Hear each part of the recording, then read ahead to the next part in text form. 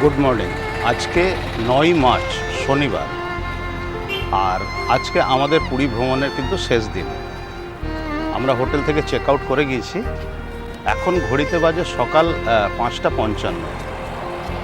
তো আজকে আমাদের ট্রেন কিন্তু রাত্রিবেলায় পুরী এক্সপ্রেসে যেই ট্রেনে আমরা এসেছি সেই ট্রেনেই ফিরে যাব।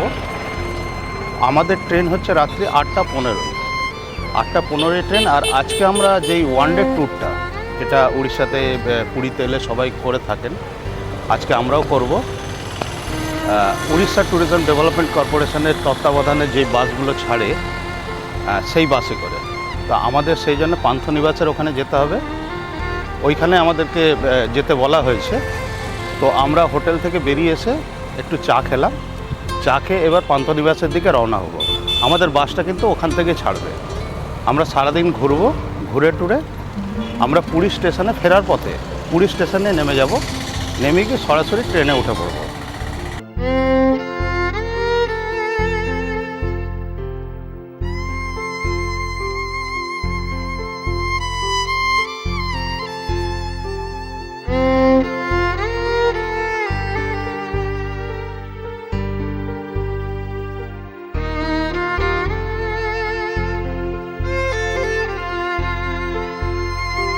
এই হচ্ছে পান্থনিবাস, যেখান থেকে দাঁড়িয়ে আমি এই মুহূর্তে কথা বলছি। আমরা পান্থনিবাসে পৌঁছে গেছি, আর পেছনেই আমাদের বাস দাঁড়িয়ে আছে। এইখান থেকে মোটামুটি যতগুলো ট্যুর আছে, এদের ট্যুর প্ল্যান আছে, সবকটা বাসই কিন্তু এখান থেকেই ছাড়ে। তো আমাদের তো ডেলি ট্যুরের বাসটা দাঁড়িয়ে আছে এখানে। এই যে বাস এইটা দাঁড়িয়ে আছে। তো আমরা মোটামুটি বাসে তো উঠে পড়েছি। এখন একটা ব্যাপার নিয়ে একটু প্রবলেম হচ্ছে, সেটা হচ্ছে আমি জিজ্ঞেস করলাম এদেরকে কখন ফিরবে। আমার যেটা লিফলেটটা যেটা আমাকে দিয়েছে তাতে লেখা আছে 6:30।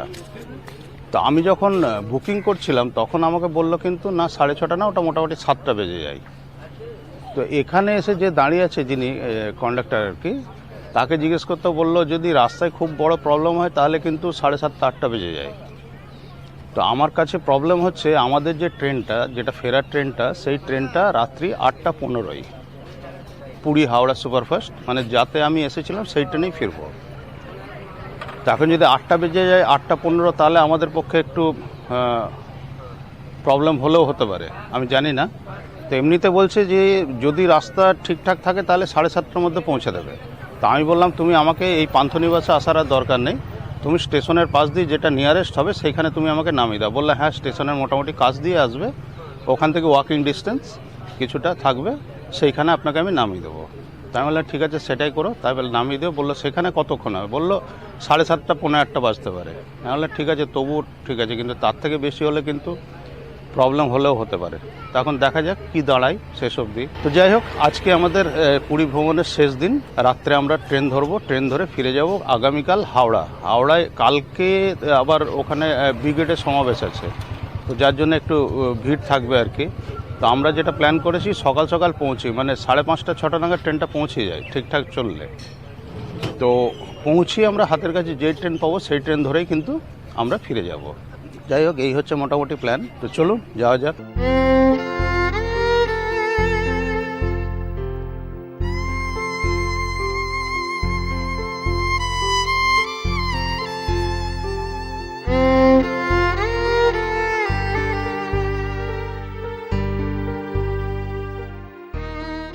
আচ্ছা, আগে কিন্তু এই বাসের ট্যুরটাতে একটা সিনেমা দেখানো হতো, এটুকু আমার মনে আছে। তো অনেক ছোটোবেলায় একবার যখন প্রথম যেবার আমি এলাম বাবার সাথে, বাবা মা দিদি আর আমি, তখন NN ট্রাভেলস, MM ট্রাভেলস, এরকম সমস্ত বিভিন্ন ট্রাভেল এজেন্ট ছিল। এরকম কারো একজনের সাথে আমরা বেড়াতে গিয়েছিলাম। তো আমার এখনও মনে আছে, তখন সিনেমা দেখেছিল শাহেনশাহ। সেই সিনেমাটা দেখেছিলাম বাসে, একটু করে, মানে একটুখানি সিনেমা হবে, আবার বেড়ানো হবে, দেখা হবে, আবার বাসে এসে বসলে আবার ওইখান থেকে যেখানে শেষ হয়েছিল সেখান থেকে আবার সিনেমাটা শুরু হবে। এইভাবে গোটা সারাদিনে একটা সিনেমা দেখানো হয়। তো এখন তো টিভি তো আছে, কিন্তু সিনেমা দেখানোর আদৌ প্রচলন এখন আছে কিনা আর আমি জানি না। যদি দেখাই বলবো। এরকম তখন ছিল ছোটোবেলায়, প্রথমবার দেখি খুব ভালো লেগেছিল। আর এখন যেটা এদের ট্যুর প্ল্যান যেটা আমি দেখছি, সেটা হচ্ছে চন্দ্রভাগা সি বিচ একবারে দিনের শেষে দেখানো হচ্ছে। কিন্তু আমি যখন প্রথমবার এসেছিলাম তখন কিন্তু চন্দ্রভাগা সি বিচ শুরুতে দেখানো হতো। প্রথমে চন্দ্রভাগা সিরিজ, তারপরে কোনারক টেম্পল। এখন শুনছি আমি একদম বিকালে কোনারক টেম্পল, তারপরে হচ্ছে চন্দ্রভাগা সি বিচ।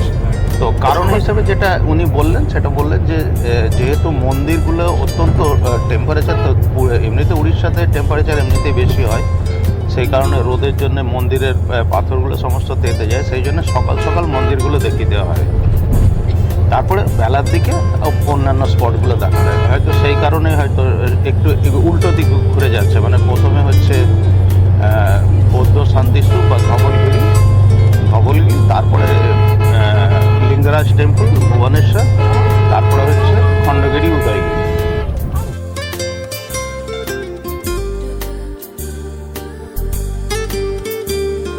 আমাদের বাস ব্রেকফাস্টের জন্য দাঁড়িয়েছে, তো এখান থেকে আমার ব্রেকফাস্টটা সেরে নেবো, সেরে নিই তারপরে আবার যাব। তো একটা জায়গায় দাঁড় করানো হয়েছে, আমি দেখাচ্ছি জায়গাটা।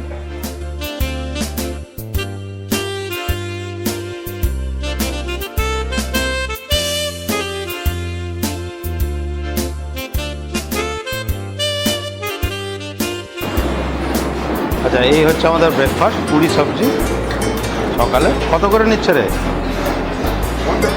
50, 4টে পুরি আর একটু ঘুগনি। এই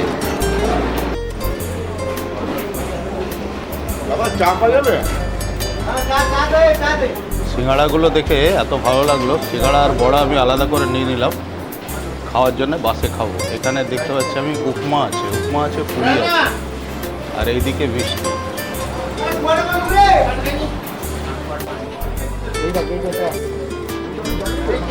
আর বাইরে ধোসার অ্যারেঞ্জমেন্ট আছে।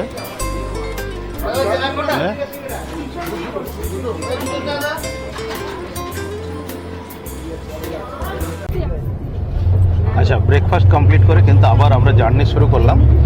এবার ওনার যে মানে ইনি যা বললেন, আমাদের গাইড সোমনাথ, এখানে সোমনাথ আমাদের গাইডের নাম।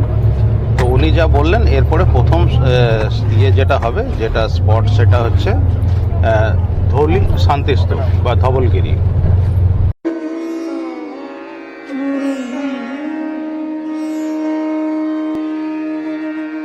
বুদ্ধং শরণং গচ্ছামি ধম্মং শরণং গচ্ছামি সংঘং শরণং গচ্ছামি বুদ্ধং শরণং গচ্ছামি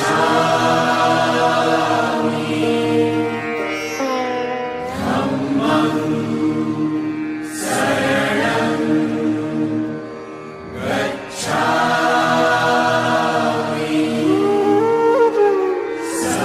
গচ্ছামি সংঘং শরণং গচ্ছামি।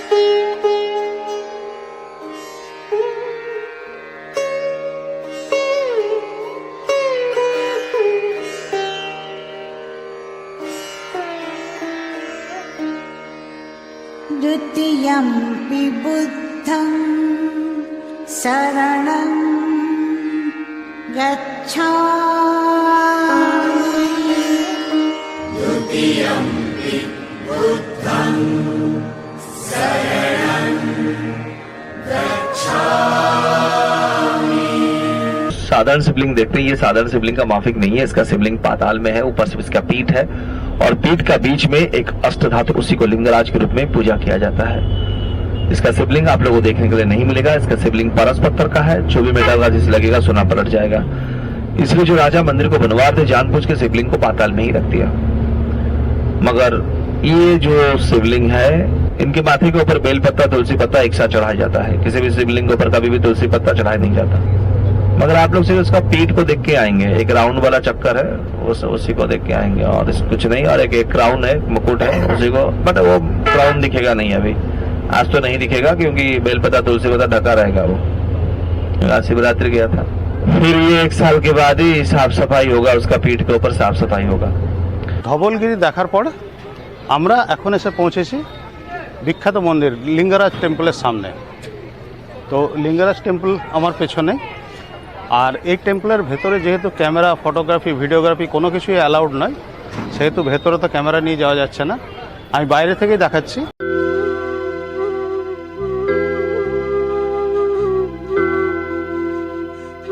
গতকাল শিবরাত্রি ছিল, সেই কারণে এই মন্দির পুরো সাজানো হয়েছে, এখনো সেই সাজ রয়েছে। निर्मल भासित शोभित लिंगम जन्मज दुःख विनाशक लिंगम तत्प्रणमामि सदा शिवलिंगम देवमुनि प्रवरार्चित लिंगम। আমাদের গাইডের কথা অনুযায়ী লিঙ্গরাজ টেম্পল, অর্থাৎ এই লিঙ্গরাজ টেম্পলই হচ্ছে একমাত্র শিব মন্দির যেখানে কিন্তু বেলপাতা, তুলসী পাতা একসাথে দিয়ে পুজো করা হয়। शकलिंगम तत्प्रणमामि सदा शिवलिंगम।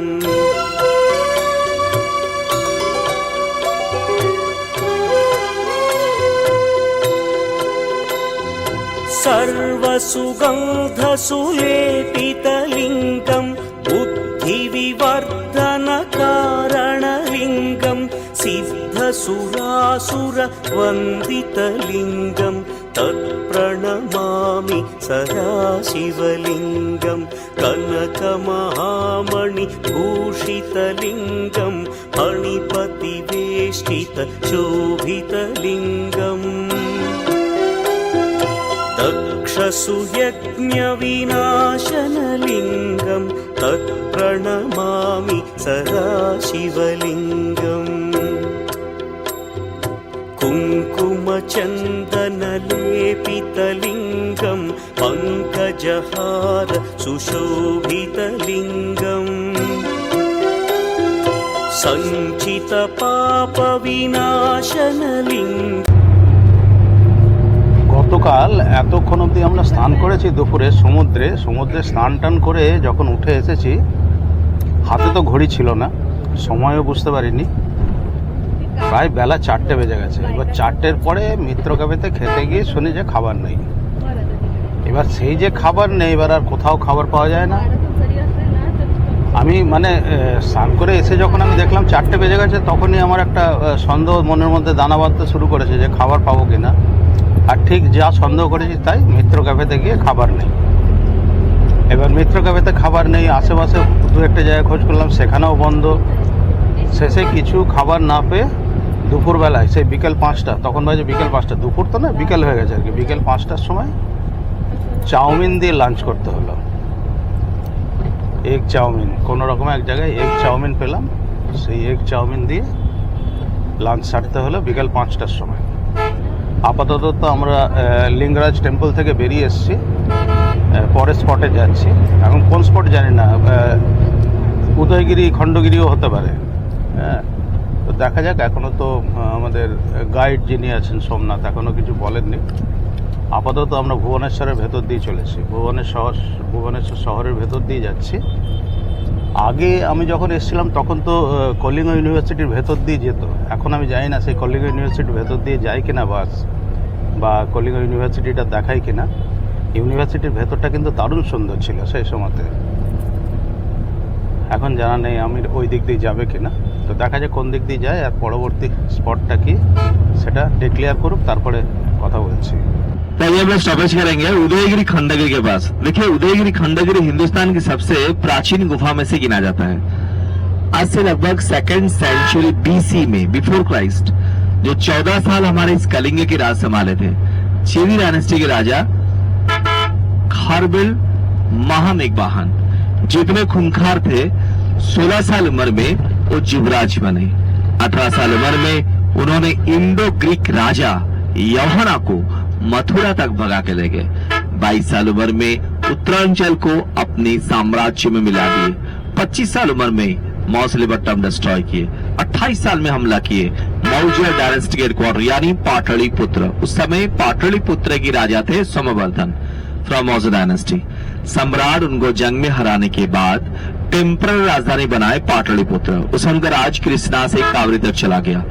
इतिहास की पन्ने में उनका एक नया नाम हुआ, महाबली औरो खारवेल बुलाया गया। 28 साल के लास्ट में महाबली तलवार के घुमा दिया कलिंग की ओर। 111 सोल्जर कलिंग के ऊपर मार्च करवाया। उस समय कलिंग के राजा थे बृहस्पति मित्र फ्रॉम मौर्य डायनेस्टी। सम्राट उनको जंग में हराने के बाद परमानेंट राजधानी बनाए भुवनेश्वर। और सम्राट दिगंबर जैन थे और हमारे ओडिशा में जैन धर्म की प्रचार और प्रसार के लिए एक बहुत बड़े जैन महासभा बुलवाए, जिनमें 2 संप्रदाय की जैन महात्मा इकट्ठा हुए थे, श्वेतांबर और दिगंबर।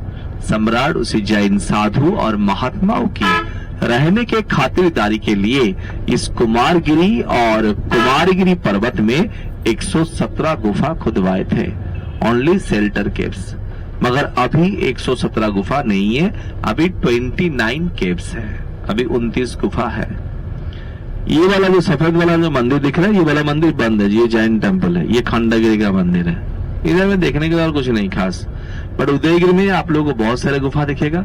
उदयगिरी में सबसे मशहूर गुफा जो है वो है एलिफेंट केव्स, हाथी गुम्फा, रानी गुम्फा, बाजागर गुम्फा, मंचपुरी, जया विजया, सर्फ गुफा, गणेश गुफा एक्सेट्रा से बहुत सारे केव्स खोदित किया गया है। पर हाथी गुम्फा की दीवारों में ब्राह्मी लिपि लैंग्वेज पाली में एक 17 लाइन का एक शिलालिपि है।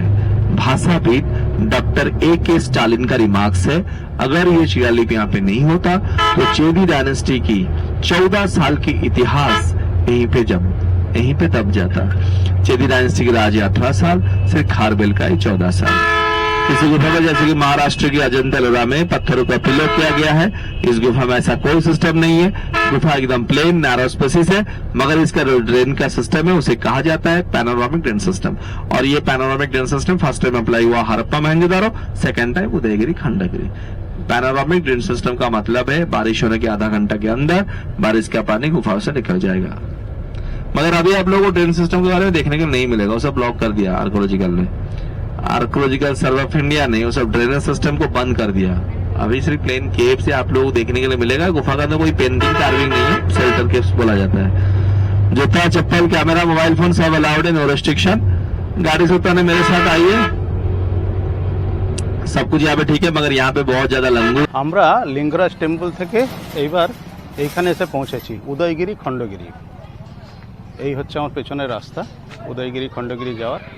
তো যেটুকু জানলাম তাতে হচ্ছে উদয়গিরি তো যাওয়া যাবে, কিন্তু খণ্ডগিরিতে গিয়ে খুব একটা লাভ হবে না, কারণ খণ্ডগিরির উপরে যে মন্দিরটা দিগম্বর জৈনের যে মন্দির, মহাবীরের যে মূর্তিটা আছে যে কোষ্ঠী পাথরের, সেই মন্দির এখন বন্ধ। তো আমি ঠিক করলাম ওই দিকে আর যাবো না, তার বদলে উদয়গিরিটা আমি ঘুরে দেখব। তো এই হচ্ছে রাস্তা, যাওয়া যাক।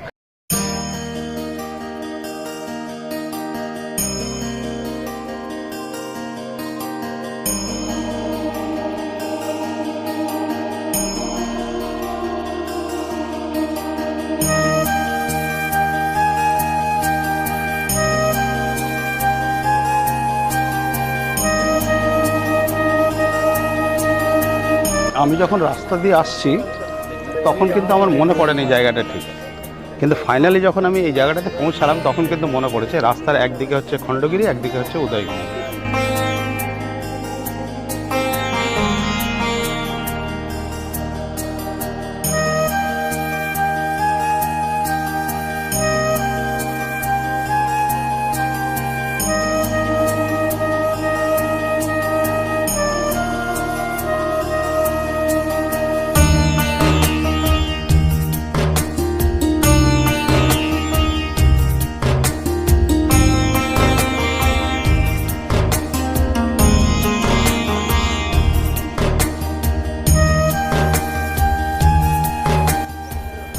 চল উপরে যাওয়া যাক।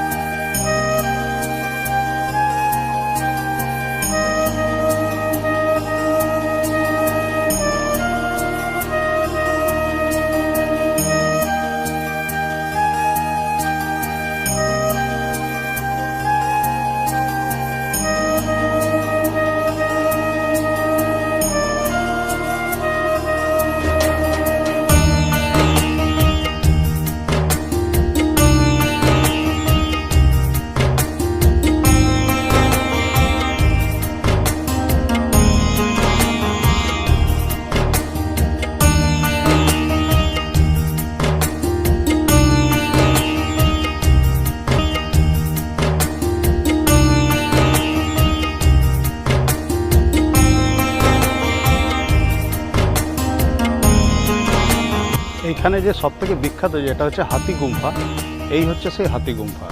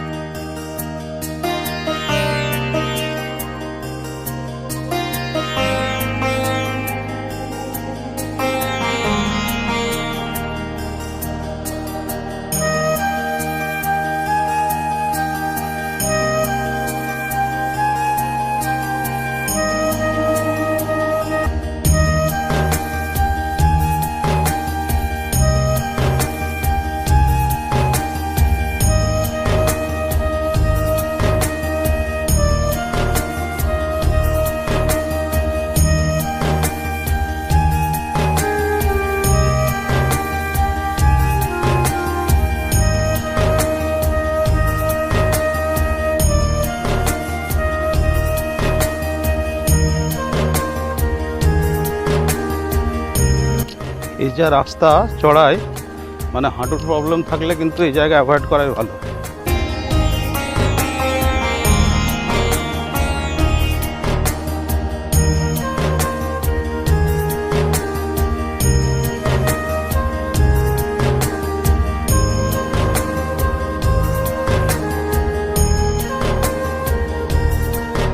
আমার খুব ভালো করে মনে আছে, আমি প্রথমবার যখন এসেছিলাম এই দুটোই কিন্তু কাভার করেছিলাম এই সময়ের মধ্যেই।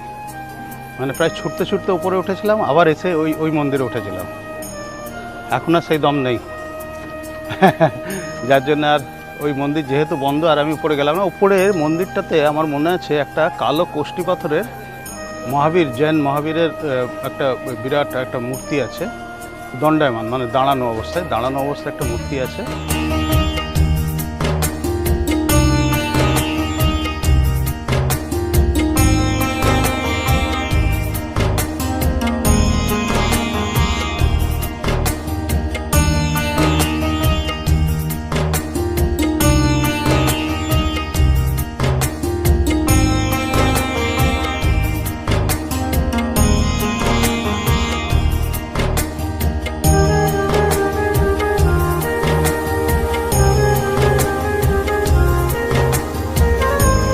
पहुंचने वाले हम लोग नंदनकानन।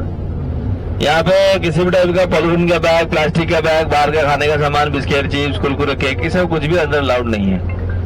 जिनके पास परमानेंट पानी का वाटर बोतल लेके आइए, और जो टेम्पररी वाटर बोतल लेके जाएंगे फिर वहाँ पे 50 रुपया खर्चा करके टैग लगाएंगे। फिर घूम के आने के बाद वो बोतल के साथ टैग को दिखाएंगे, 50 रुपया रिफंड मिल जाएगा। और बोतल अंदर फेंक देंगे, 1 रुपया नहीं मिलेगा। गाड़ी से उतरने के बाद मेरे साथ चलना है गेट के पास, वहीं पे हम सभी को एंट्री टिकट वगैरह दे देंगे, हाथ में रखेंगे, वो इलेक्ट्रॉनिक गेट है। उसके बाद अंदर में मेरे साथ 2 घंटा भी आप लोग घूम लीजिएगा। अंदर थोड़ा चलना पड़ेगा, और जो बिल्कुल बोलेगा हम नहीं चलेंगे तो सीधा गेट से एंट्री करने के बाद हम वो बैटरी वाला गाड़ी की व्यवस्था करेंगे, उसमें बिठा देंगे। वो गाड़ी वाला सीधा लेके जाएगा, 3 नंबर में उतार देगा, वहीं भी उतार देगा, वहीं पे उतर के वहीं पे रुकेंगे। फिर मैं जब जाऊंगा 3 नंबर पॉइंट में, वहीं से मैं फिर सफारी करवा दूंगा। फिर सफारी बस से करवाने के बाद फिर उतर के आएंगे, फिर 3 नंबर से हम गाड़ियां बिठा देंगे, और गाड़ी में उतरेंगे नहीं, सीधा वो गेट के पास उतारेंगे। আমরা এবার নন্দনকানন পৌঁছে গেছি। এইখানে দেখা যাচ্ছে নন্দনকাননের গেট। আমরা ভেতরে ঢুকছি। নন্দনকাননে 2 ঘন্টা সময় দেওয়া হয়েছে ঘোরার জন্য। আচ্ছা, আমরা কিন্তু ভেতরে ঢুকেছি নন্দনকাননের ভেতরে।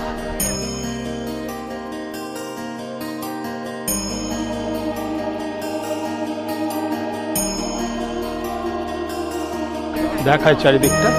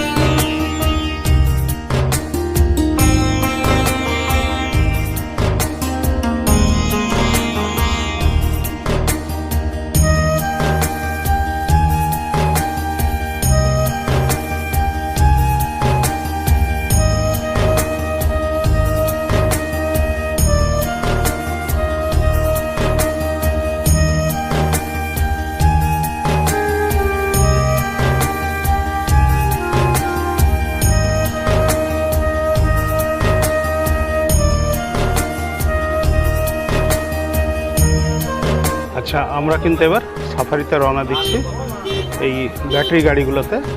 কিছুক্ষণ আমরা ঘোরাঘুরি করে যা দেখা দেখে নিলাম, দেখে নিয়ে এবার এই গাড়িতে করে সাফারিতে রওনা দিচ্ছি। আমি একবারে পেছনের সিটটাই বসেছি, পেছন থেকে দেখাই কীরকম লাগছে।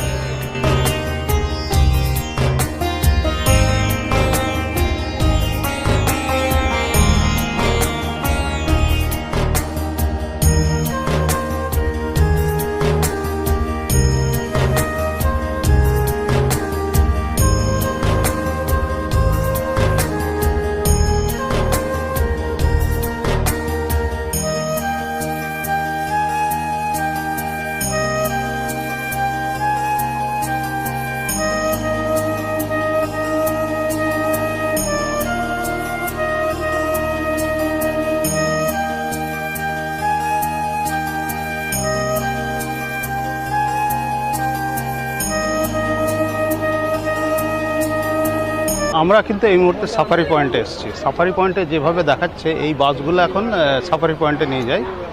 আমি যখন এর আগে এসেছিলাম, মানে অনেক বছর আগে, তখন কিন্তু সবে সাফারি শুরু হয়েছিল। আর সেই সময় যেগুলো ইউজ করা হতো সেগুলো কিন্তু জিপ ইউজ করা হতো, গায়ে নেট দেওয়া থাকতো। এখন আমি এইবার এসে দেখলাম যে এখন কিন্তু এসি বাসের ব্যবস্থা হয়েছে। তো এই বাসে করেই আমরা এবার যাব।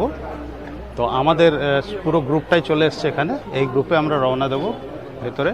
মেনলি যেটা দেখা যায় সেটা হচ্ছে ওপেন সাফারিতে, যেগুলো লায়ন বা টাইগার্স যারা, তাদেরকে ওপেনলি ছাড়া থাকে, পাশ দিয়ে বসে থাকে, এইটা দেখা যায়। আমি জানি না কতটুকু কি দেখা যাবে, সেটা তো গেলে বুঝতে পারবো। তো আপাতত বাসের জন্য আমরা অপেক্ষা করছি, বাস আসলে পরে ওতে করে আমরা রওনা দেবো।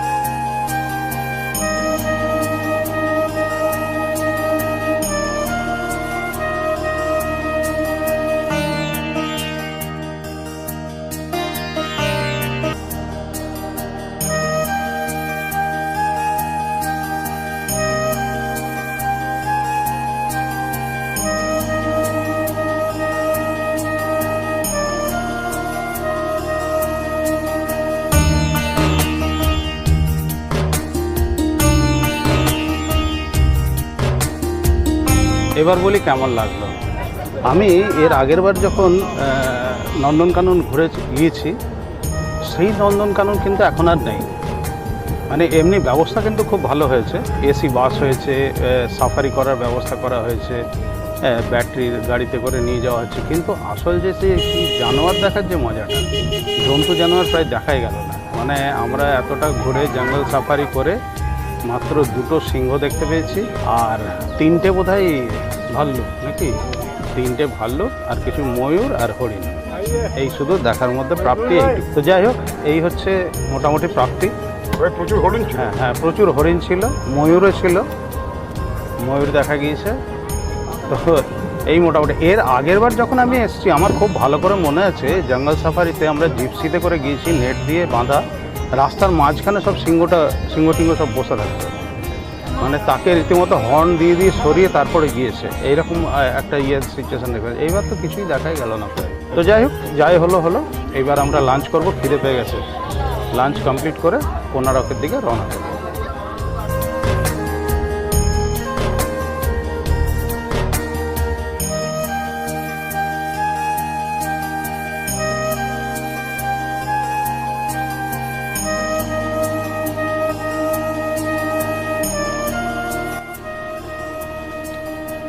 নন্দনকানন থেকে প্রায় 2 ঘন্টা ট্রাভেল করে আসার পরে আমরা এসে পৌঁছেছি কোনার্ক সূর্য মন্দিরে। এখানে আমাদের সময় দেওয়া হয়েছে প্রায় 40 মিনিট। মানে এখন বাজে হচ্ছে 4:20। আমরা এখানে 5টা অবধি থাকবো। 5টার মধ্যে এই জায়গাটা দেখে, মন্দির দেখে আমরা রওনা হয়ে যাব চন্দ্রভাগা সি বিচে।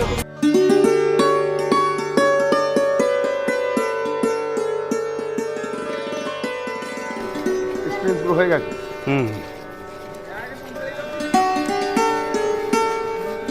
আচ্ছা, আমরা পৌঁছে গেছি মন্দিরের সামনে। এখান থেকে আমাদের গাইড আমাদের এন্ট্রিটা করিয়ে দেবে, তারপর আমরা নিজেদেরকেই ঘুরে দেখে নিতে হবে।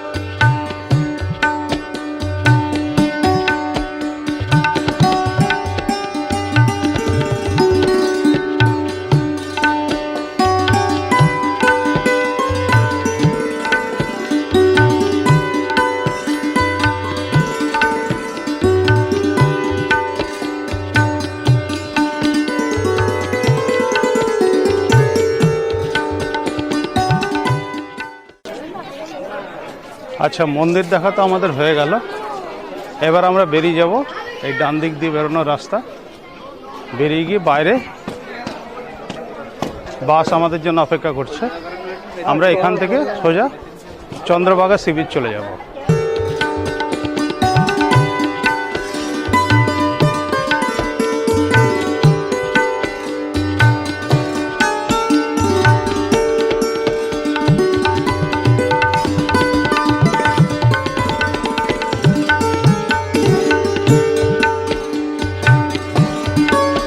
কোনারক টেম্পল থেকে আমরা সরাসরি চলে এসেছি চন্দ্রভাগা সি বিচ। বেসিক্যালি এক মাইথোলজিক্যাল প্লেস। বলা হয় শ্রীকৃষ্ণের পুত্র শাম্ব এখানে কুষ্ঠরোগ থেকে মুক্তি পাওয়ার জন্য সূর্য দেবতার তপস্যা করেছিলেন। কিন্তু জায়গাটা কিন্তু অসাধারণ সুন্দর, আমি দেখাচ্ছি।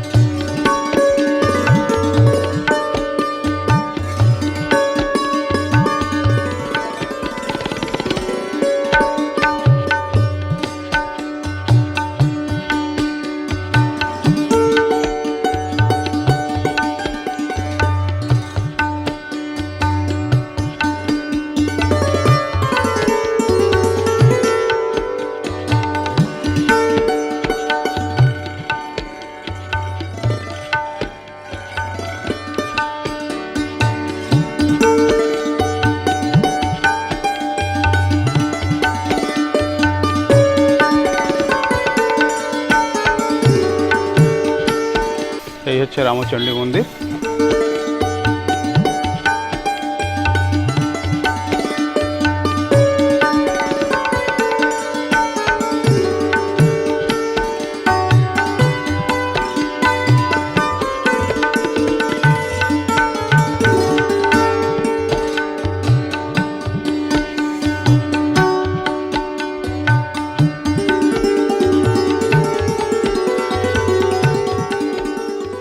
আচ্ছা, আমাদের আজকের এই ট্যুরের last destination sand art museum.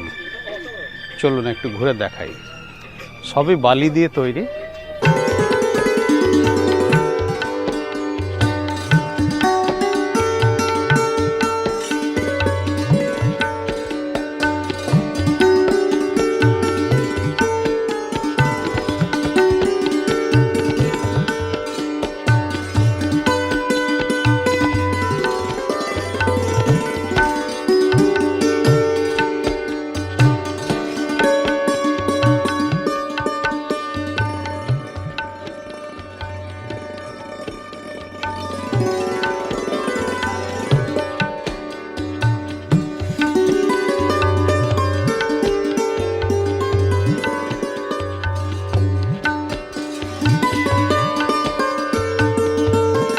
আচ্ছা, আমরা আমাদের আজকের ট্রিপের লাস্ট ডেস্টিনেশন কভার করে ফেললাম, স্যান্ড আর্ট মিউজিয়াম। এবার এখান থেকে আমরা ফিরে যাব। ফিরে গিয়ে আমি তো স্টেশনে নেমে যাব, স্টেশনে নেমে সোজা ট্রেন ধরে বাড়ি।